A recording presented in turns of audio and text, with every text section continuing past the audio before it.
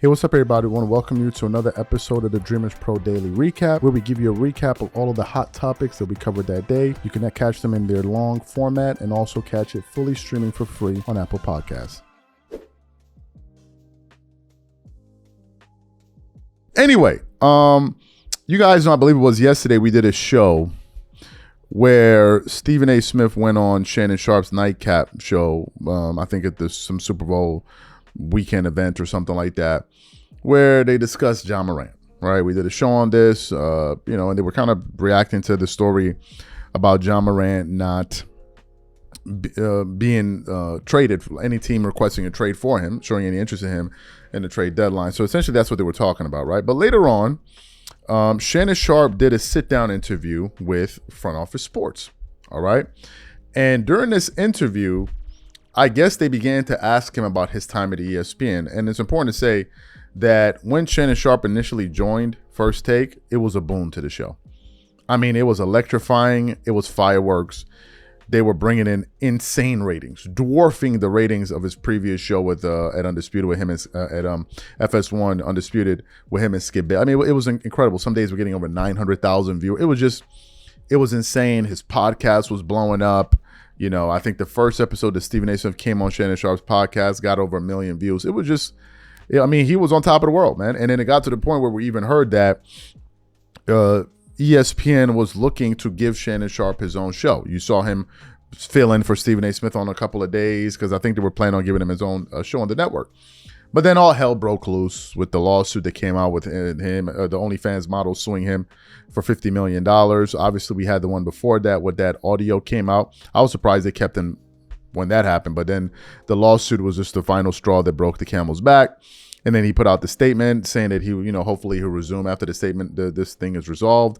And then subsequently he was let go by the network, right? So anyway, he had a chance to sit down and talk to Front Office Sports, who initially interviewed him, but then I couldn't find the interview itself on Front Office Sports, so I had to hunt it down, and I actually came across an article from Awful Announcing that featured the conversation that he had, and it has the following headline: Shannon Sharpe seeks ESPN return.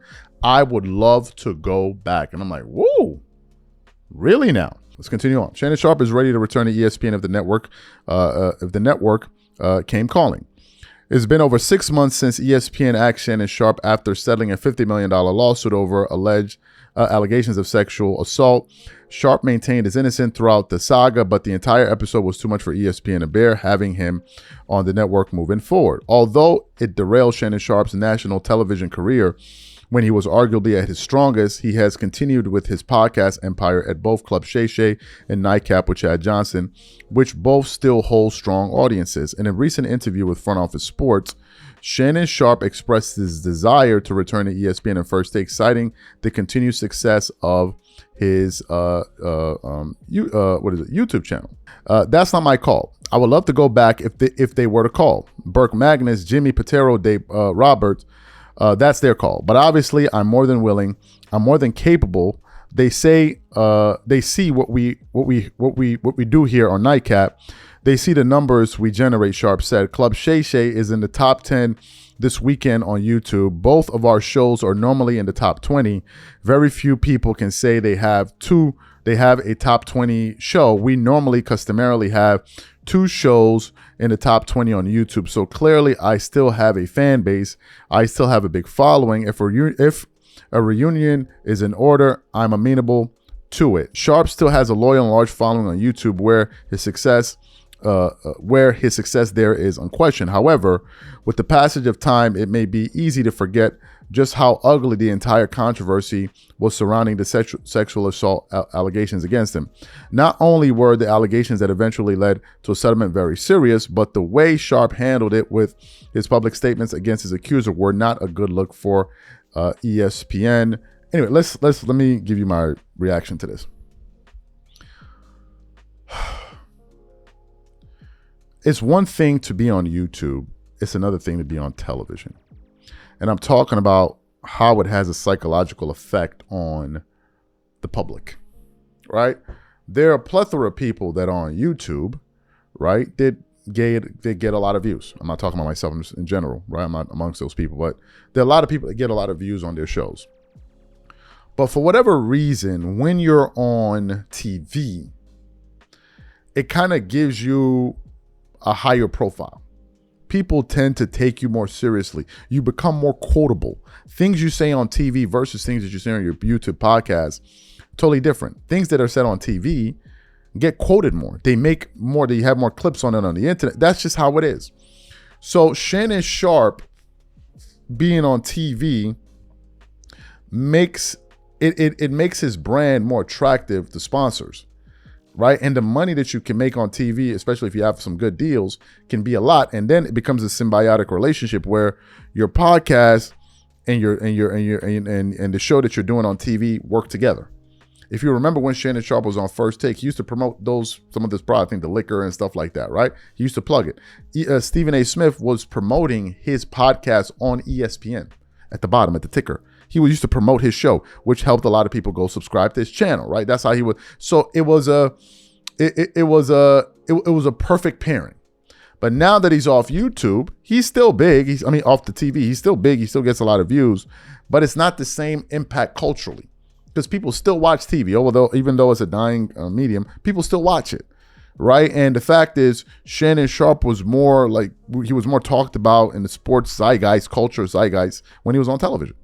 So it makes a lot of sense for him to go or want to go back to ESPN because, frankly, it was a successful pairing. Had it not been for the nonsense surrounding him and the lawsuits and all of that, that was a mega, mega, mega pairing. And I think had he stayed on ESPN by now, he would have probably had his own show.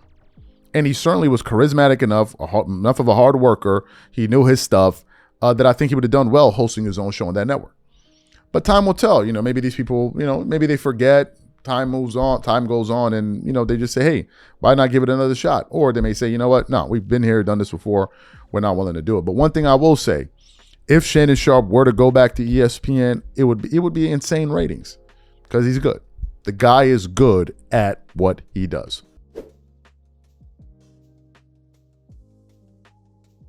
Looks like Stephen A. Smith and Skip Bayless are back, man. Somehow, some way they pulled it off, right? Stephen A. Smith made an appearance. He's making a lot of appearances. I don't know where these shows are taking place. I think it's in California. I don't know. But anyway, he made a surprise appearance on the Arena, Gil's Arena, now the Arena, right? And during this segment, they of course had Skip Bayless. So y'all know the history between Stephen A. Smith and Skip Bayless. These guys, they had undeniable chemistry on television. They had a very successful show when they worked together, and it was a great duo, man. Very, very, great duo. So Stephen A. Smith went to the Arena, and they were talking about the Cowboys, a whole bunch of other things. But then it got to their old tried and true debate, LeBron James. As you guys know, Skip is a Jordan guy through and through. Stephen A. Smith is a Jordan guy, but I think he has LeBron James number 2. I don't know how that works, but that's him, right? So it got into this whole back and forth. And one of the things I used to complain about Skip on Undisputed was that a lot of his debating points started to become stale. He would use the same points over and over and over and over and over and over again. I'm like, man, Skip, come up with something new here. So when they started to get into this whole LeBron thing, Skip Bayless started spitting some facts that I was like, damn, Skip came ready to put in that work. And Stephen A. Smith tried his best to save LeBron, but he just ended up watching helplessly as Skip Bayless absolutely eviscerated him. So what we want to do is I want to play the back and forth between these two guys here. And I'm going to come back and continue on the show. Take a listen to what he had to say here. Here's what the Laker brass knows that no one ever talks about. Since that Mickey Mouse championship, LeBron James and company, 12-20 in postseason games. Yeah. For him individually, that's the worst winning percentage of any active player in the postseason, 12-20. Mm-hmm. And over the last 3 years, LeBron and company, 2-12 in the postseason. Mm-hmm. And listen, this man has been a disappearing act in the fourth quarters of the last 3 years of playoff runs, 2 of them very quick and short. Mm-hmm. But even if we go back to the Denver, they got to the conference championship. They got swept by Denver, and Denver's on its way to winning it all. But in those 4 fourth quarters, LeBron shot 7 of 23 and 1 of 10 from 3. And during that series, he set an NBA record for missed consecutive fourth quarter threes of 20 in a row. He missed 20 straight threes in the fourth quarters of those Denver games. And I know for a fact the Laker brass was not happy with that performance. That's when Austin Reeves almost saved it for him, because he's the one you can trust. Well, I recently saw this stat where three-pointers made or missed with like less than 5 seconds left in regulation or overtime. LeBron was like 0 for 17. So it's like, but we're not judging LeBron on three-point shots like he's Steph Curry or Klay Thompson. Right. So we got to remember that. Okay, I got it. Secondly, let's analyze. If I remember correctly, correct me if I'm wrong, one of those playoff losses were the Phoenix Suns when Chris Paul and them were there? That was the first one. That was the first one. Okay. They missed the playoffs thereafter. That was in 6 games. They missed the playoffs thereafter. Yep. Then after that, Darvin Ham's your coach. Yep. You get to the conference. They finals. did. And they It got was swept. Jokic, but it was Jokic. It he was. ran against, okay? Yeah. And then when they lost in the first round of next year, it was Jokic. Okay. You see what I'm saying? So it's like who you lost But to you went down matters. in 5, but who, go ahead. Who you Yep. lost to matters. All right. You lose last year. Okay. Ant-Man. And Rudy and let's bring this up. The Los Angeles Lakers were so pathetic defensively. Rudy Gobert looked like the second coming to Kareem Abdul-Jabbar. He did. They got swept at home in the conference finals. In the closeout game at Staples, Yeah. LeBron James had 2 chances to tie the game with the clock ticking down to 0, and neither shot touched the rim. Neither This is shot last year touched against the rim. Minnesota? What's You're saying that? this is last year against Minnesota? No, it was against Denver when they got swept. Got you. That's the first time. Yeah, okay, go ahead. Then the next year, they have to play at Denver in games 1 and 2. In the fourth quarter of the first game, he pouts the whole fourth quarter and won't shoot because he thought he took too much criticism over his failure, his epic failure against Denver the year before. Game 2 at Denver, he's got a wide open three-pointer. He did the little Jordan push-off move on Brian Russell. On Jamal, just pushed him out of the way and wound up with wide open 3 to win the game. It was 16 seconds left, but it would have given him a 3-point lead, and he LeBricked it. The man was born without a clutch gene. Then last year against the Minnesota Timberwolves, it's 1-1 going to game 3, 1-1. Go look. I won't bore you with all the details in games 3, 4, and 5. Go look what happened to him and Luka. Luka was just as bad, but it was criminal how LeBron disappeared in the 3 straight fourth quarters, and they lost in 5 games. So listen. Excellent. So you heard the back and forth between the two of them. What are my thoughts about this? Let's talk about the whole thing of the Lakers down 1. Look, Skip brings up some good points. He spoke about the recent playoff flameouts and performances. The Lakers saw that and said, you know what, man, this is not working. But it's clear. It's clear. We saw LeBron and AD in the playoffs for the last few years multiple times. They got swept in the Western Conference Finals. They got swept in the first round. They were like, okay, that's not working. Cool. It didn't work with Russell Westbrook and AD and these guys. That didn't work. Fine. Let's try Luka. There was a gentleman's sweep last year. They only won 1 game in the first round. Going into that series, everyone was sitting up there twerking it up. Oh man, we got the Wolves, man. We got the Wolves, man. We gonna beat that ass like a drum, baby. Oh. People were losing their minds. Then what happened? They went up in there and they got slapped, right? So the Lakers are looking at this and like, well, if we look at it from a basketball standpoint, keeping this guy here. I mean, look, we paired him. He's 80. We couldn't get any tangible results over the last few years. Luka, we couldn't get any tangible results over the last few years. So why would we continuously do this? Now, Skip also spoke about his playoff numbers, his flameouts. These are things that get swept under the rug. And I'll say this. Skip didn't just do this with LeBron. He did it with Kobe too. There was a playoff series where I think it was the series where the Lakers got swept by the Mavericks in 2011. Skip Bayless was calling out Kobe Bryant that year too. Oh, I remember it. He was calling out Kobe Bryant that year too. So Skip is an equal opportunist, man. He doesn't wait. He doesn't pick and choose who he gives the smoke to. I've seen it give it to Kobe, and I've seen him give it to LeBron James. This is the fact. He's done it to both of these guys. So I don't know why people, or maybe why some people thought that Michael Jordan, he would spare LeBron James. Now, Stephen A. Smith tried to save him. He did his best to save him, but in the end, there was nothing he could do about it. He just had to sit there and take it on the chin because, look, you can't always save him. And this is one of the reasons why I'm sure a lot of these guys at Clutch and all that were very happy that Skip is no longer on TV. Because even at that age, he still got them flames, bro.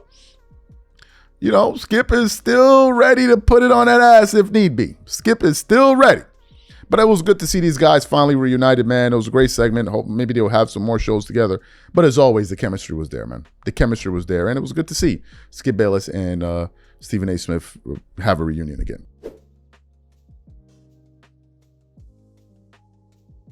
One of the biggest knocks on LeBron James has been his ability to close games. And as time has gone on, they found a way to kind of rebrand his flameouts at the end of games, him running from the free throw line, him making boneheaded plays at the end of games to now, I make every play. I always make the right play. He's making the basketball play. When in reality, it's nonsense. Right? These guys are just they're just trying to rebrand something that we all knew about this guy early on in his career, right?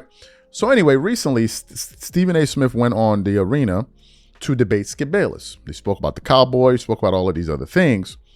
But then it got to the point where they were talking about LeBron James, and Stephen A. Smith was kind of defending LeBron and all of this. But then towards the tail end of his commentary, he then started to talk about LeBron as a closer. He started talking about LeBron as a scorer. And I'm like, wait a minute here. Stephen A. Smith is essentially saying this guy is a horrible late game player. And he's saying that this guy runs away from the free throw line at the end of games. I'm like, but this is what we've always known. And if you can say this on the arena, why don't you say it on TV? So for those of you who didn't hear that, want to play what he had to say for you now, and I'm going to come back and continue on. Take a listen to Stephen A. Smith here. I'm saying to you, when you say LeBron doesn't have the clutch gene, this is not a James Harden kind of inexplicable stuff that we're looking at where you shooting 25 a game and then a game 7 arrives and you don't want to shoot the ball. Yeah, LeBron's more late game. LeBron is not a shooter. LeBron is a scorer, but he's not a shooter. I know, but he's the greatest scorer in the history of the league, and he's a lousy shooter. It's two things. He's not the greatest scorer in the history of the league. There's several scorers that have been more prolific. But I mean, to your point, on longevity. Right? The longevity. Yeah, that's right. The longevity, not efficiency. No. So let's understand something. LeBron James is going to be hesitant with his J, most importantly with free throws. Oh, that's really what gets Lord him in trouble. Have mercy. He is not a confident person at the free throw line. Right. He is going to be career 73, 74% free throw shooter. He is not going to be that guy. We get that part. But there are other things, like when he blocked Andre Iguodala's shot. It ain't always about scoring. Mm-hmm. It's about plays. Where his confidence dissipates is when you force him to shoot a perimeter shot or send him to the free throw line in money time. That's not his strength. That's not his strength. We all know that. Well, I ain't going all that, but that's him. He's not a shooter. That's what, like, again, I don't judge him like that. Okay. So, again, there have been times when he hasn't shown up, but there's been times when he has. Okay, but the Iggy block, it's the all-time greatest block in the history of blocks. It's a blindside chase down block, and it's a hustle block. I give you that. He didn't give up on the play. Right. But remember, J.R. Smith undercuts Iggy, who's about to dunk it, and he had to take another dribble. So you're just going to ignore the fact that LeBron was damn near at the top of the backboard. Okay, and blocked the shot. I mean, you're just going to ignore that. I know he can do that. I know he can get a running start, full court, like he's run full court as fast as he can run. 6'9", 260, and he launches from the free throw line. Yeah, he could probably touch the top of the backboard. Mm-hmm. But the point was, it's an ambush block. It's like Iggy had to redo his dribble, and then he's just going to lay it off the glass, and he got it. There's only one Skip, baby. But is that a great block? I mean, okay, you're but the wait a only second. person on the planet that's complaining about the block. Okay, but is it a man-sized block? Is it a face-to-face where I just made you eat the basketball? No. But it is something that most humans can't pull off because they can't get up that damn high. Okay, I got that. But and they don't have the hustle in them to get down there and make that kind of terrific play. Okay, so it's a hustle block. I give you that. Well, give it. Doesn't it matter? But doesn't the hustle matter as opposed to somebody being like, have you not seen enough lackadaisical individuals that shortchange you with effort, even in big moments, to appreciate the moment? Listen, man, I ain't want to defend no damn LeBron James, but the truth is the truth. Yeah. The brother does. I mean, listen, he's going to go down in the Mount Rushmore of basketball, man. I mean, there's no way around it. Yeah. There's no way around it. You cannot say definitively that when it comes to all around, I'm not talking about clutch gene because Skip knows I've said this. I would pick Larry Bird in the last 2 minutes of a game before I picked LeBron James. In the last 2 minutes. So you heard what he had to say. But it just doesn't stop there. Because earlier in that segment, they were arguing back and forth over LeBron, and Skip Bayless started to bring up some data that was essentially proving the point that Stephen A. Smith made, which was, this guy is not a good closer, because he started talking about how LeBron, his statistics in late games in the playoffs. He started talking about his playoff record with the Lakers. And I'm like, this is exactly the point that Skip Bayless was making. And I'm like, if you can say this here, say it on TV. I mean, if you can say it on the arena, say it on TV. Okay, great. So what we want to do now is we want to play what Skip said originally, and then we're going to come back and continue on. Take a listen to Skip here. Here's what the Laker brass knows that no one ever talks about. Since that Mickey Mouse championship, LeBron James and company, 12 and 20 in postseason games. Yeah. For him individually, that's the worst winning percentage of any active player in the postseason, 12 and 20. And over the last 3 years, LeBron and company, 2 and 12 in the postseason. And listen, this man has been a disappearing act in the fourth quarters of the last 3 years of playoff runs, 2 of them very quick and short. But even if we go back to the Denver, they got to the conference championship. They got swept by Denver, and Denver's on its way to winning it all. But in those 4 fourth quarters, LeBron shot 7 of 23 and 1 of 10 from 3. And during that series, he set an NBA record for missed consecutive fourth quarter threes of 20 in a row. He missed 20 straight threes in the fourth quarters of those Denver games. And I know for a fact the Laker brass was not happy with that performance. That's when Austin Reeves almost saved it for him, because he's the one you can trust. Well, I recently saw this stat where 3-pointers made or missed with like less than 5 seconds left in regulation or overtime. LeBron was like 0 for 17. So it's like, but we're not judging LeBron on 3-point shots like he's Steph Curry or Klay Thompson. Right. So we got to remember that. Okay, I got it. Secondly, let's analyze. If I remember correctly if I'm wrong, one of those playoff losses were to the Phoenix Suns when Chris Paul and them were there. That was the first one. That was the first one. Okay. They missed the playoffs thereafter. That was in 6 games. They missed the playoffs thereafter.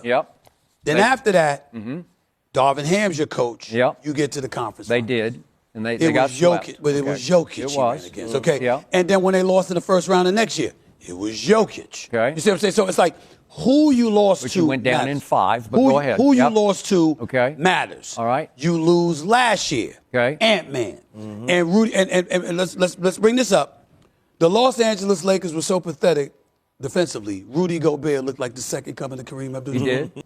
They got swept at home in the conference finals. In the closeout game at Staples, LeBron James had 2 chances to tie the game with the clock ticking down to 0, and neither shot touched the rim. This is last year against Minnesota? What's saying that? This is last year against Minnesota? No, it was against Denver when they got swept. Got you. That's the first time. Yeah, okay, go ahead. Then the next year, they have to play at Denver in games 1 and 2. In the fourth quarter of the first game, he pouts the whole fourth quarter and won't shoot because he thought he took too much criticism over his failure, his epic failure against Denver the year before. Game 2 at Denver, he's got a wide open 3-pointer. He did the little Jordan push-off move on Brian Russell, on Jamal, just pushed him out of the way and wound up with a wide open 3 to win the game. It was 16 seconds left, but it would have given him a 3-point lead, and he LeBricked it. The man was born without a clutch gene. Then last year against the Minnesota Timberwolves, it's 1-1 going to game 3, 1-1. Go look. I won't bore you with all the details in games 3, 4, and 5. Go look what happened to him and Luka. Luka was just as bad, but it was criminal how LeBron disappeared in the 3 straight fourth quarters, and they lost in 5 games. So listen. fantastic. So you heard it. Now, it's a shame that you can only get this level of candor and conversation on the arena. It's a shame. And let me tell you this, had Gilbert Arenas been there, there's no way he would allow this conversation to go down. Because the one thing I've noticed about the arena is they don't tolerate any kind of slander towards LeBron James. They can slander Kobe Bryant. They do that all the time. They can slander Michael Jordan. They do that all the time. But LeBron James, they never do it. And the first person that's usually his first line of defense is Gilbert Arenas. Then after that is most likely Nick Young. And then Brandon Jennings sometimes just jumps out the window without a parachute for no good reason. Some of the points he be making, we'd be like, yo, bro, what's up, bro? Take up them glasses. Let's look at your eyes, man. They red? Like, what's going on, baby? You sound like you know what I mean? You know what I mean? Like, yo, what's good? So to have this kind of segment take place is a rarity on that show. A rarity. But what these guys found a way to do with the Nick Rice, the Shannon, they tried to rebrand him and say, oh, no, he makes the right play. No, knock it off. We all know the stories, bro. We all know the stories. What's surprising to me is here you have a Skip Bayless and a Stephen A. Smith making a case that this guy's a lousy club. But we all know this already. But given the fact that he's played for such a long time, he's had more cracks at it.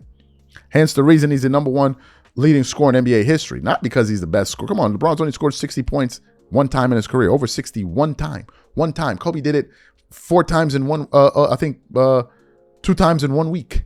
In 1 week.